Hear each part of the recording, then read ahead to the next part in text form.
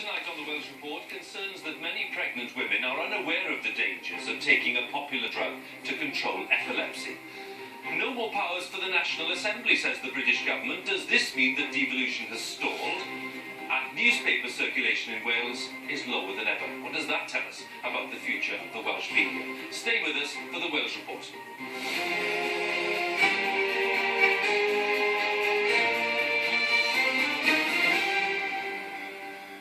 A very good evening and welcome to our weekly look at the issues affecting lives in all parts of Wales and the people making the decisions. And we start this week with the dangers posed by one popular drug to control epilepsy.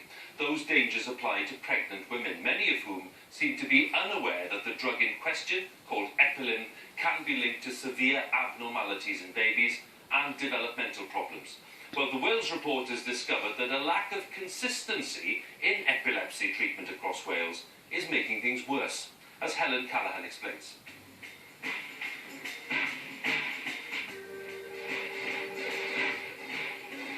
He may be a computer whiz, but life is sometimes a struggle for Thomas Cousins and a real battle for his mum Jo. Thomas from Epilim is autistic, a condition which has been difficult for his family to manage since he was small. Tom has had problems from an early age, feeding.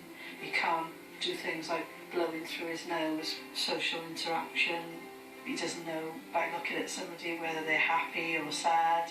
So in a group situation that can be extremely difficult. Jo was diagnosed with epilepsy in her teens and given the drug Epilim. She continued to take it in her 20s and throughout her pregnancy.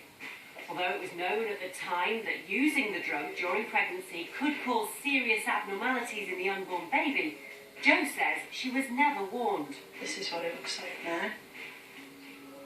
Nobody had pointed out to me any risks at all when I first started taking the Epilim when I was 17. If somebody was to read all those abnormalities out to me when I went to see the specialist, there's no chance I would never have taken those tablets. And recently, Jo discovered new research that revealed that babies who've been exposed to Epilim are more likely to develop autism, Thomas's condition. Jo was utterly shattered. As a mother, you do anything in your power for your child, and I was completely torn apart, devastated to think that something I put in my mouth had caused my son Tom to suffer in the way he suffered over the years. The research that shocked Jo was a 6-year study of the effects of Epilim, the brand name for sodium valproate. Our research has suggested that all children exposed to sodium valproate are likely to experience a deterioration in their intellectual functioning. If your child was exposed to sodium valproate, there's a 9-fold increase of a risk of autism spectrum disorder. Concerns were first raised about the use of Epilim during pregnancy more than 15 years ago. So many are asking, how can it be that some women taking the drug today still aren't aware of some of the potential side effects? Well, according to one leading charity, the warnings on the packaging and from doctors simply aren't getting through. And we asked all women of childbearing age with epilepsy what information they've received about their own epilepsy medication and how that impacts on pregnancy. Almost half have never been given information about how their epilepsy and their anti-epileptic drug could impact on the health of an unborn baby. And one leading clinician thinks that information isn't getting to patients, partly because there aren't enough doctors and support services across Wales. Services are underprovided for with epilepsy. We need more neurologists, we need more specialists with interest in epilepsy, and we need more awareness and involvement in epilepsy in primary care. So we need increases in resources really from both aspects. Indeed, Sanofi, the manufacturer of Epilim, told us they do advise women to speak to their doctor to see if the benefits of use outweigh the risks to the unborn child. They also point out that the information on the packaging is up to date. And everyone has stressed to the Wales report that suddenly stopping the drug could lead to recurrent seizures, so alternative treatments have to be carefully planned with a doctor. Campaigners say there's an urgent need to raise awareness about the drug. They want to make sure that it's never given out as a first choice treatment for epilepsy in women of childbearing age, and they want much more information to be given out to all of us.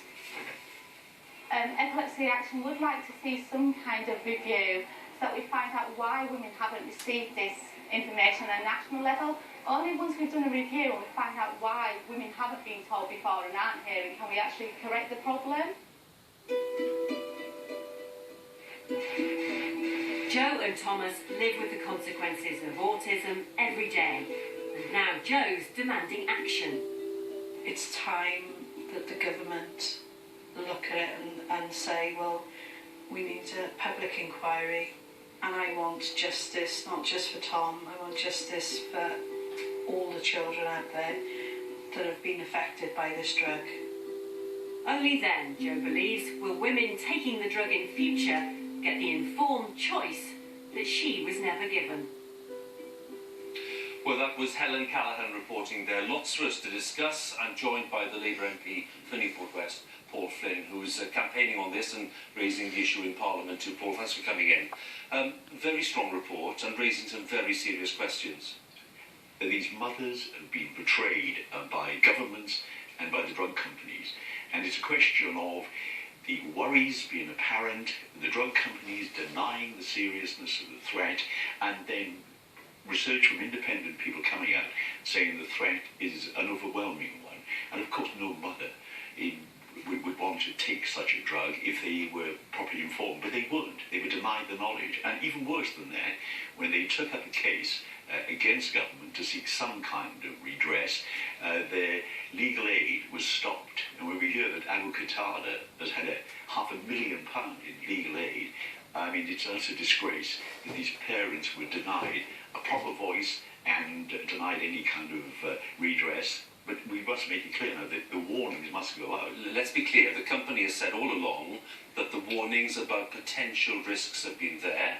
It is for doctors and other people to give appropriate advice to pregnant women, and it is in that context that this problem must be seen. Do you not think that's a credible explanation? No, it's not. The plight of these mothers is a dreadful one because they tend to blame themselves.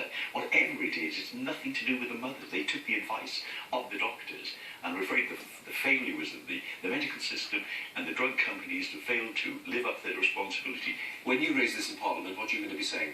I'm going to say that we must go back to the basics of having a regulatory system that's independent, that's based on science and not based on the greed of pharmaceutical companies, because it's a long history, goes back a long time, where we minimise the effect of drugs.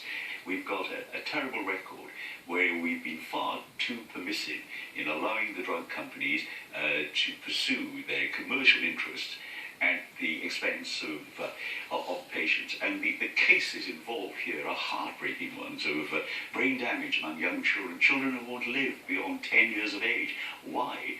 Because their mothers were advised to take a drug that produced these results. Ultimately, there's a responsibility.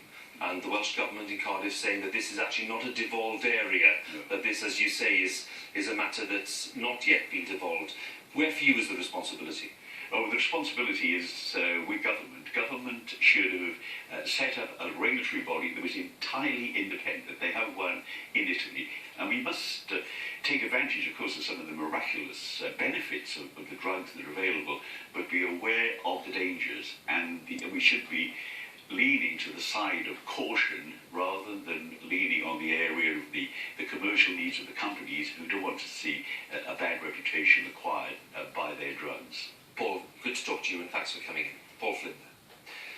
By the way, if you've been affected by the issue, please get in touch with us. You're welcome to do so. We'll remind you of all the contact details at the end of the programme. Now, devolution, as the former Secretary of State, Ron Davies, famously observed,